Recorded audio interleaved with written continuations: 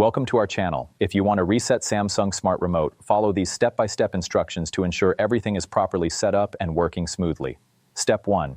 Open the relevant app or website on your device. Make sure you are logged in with your account credentials and have a stable internet connection. Step 2. Navigate to the Settings or Account menu. This is usually found in the top right corner of the screen or in the main menu section. Step 3. Look for the option related to the task you want to complete. This might be labeled as Preferences, Account Settings, or Device Management depending on the platform. Step 4. Follow the on-screen prompts carefully. Read each instruction and make sure you understand what is being asked before proceeding to the next step. Step 5. Make sure you double-check all settings before finalizing. It is important to verify that each option is configured correctly to avoid any potential issues. Make sure you double-check all settings before finalizing. It is important to verify that each option is configured correctly to avoid any potential issues. Complete the required actions by entering any necessary information or making the appropriate selections from the available options.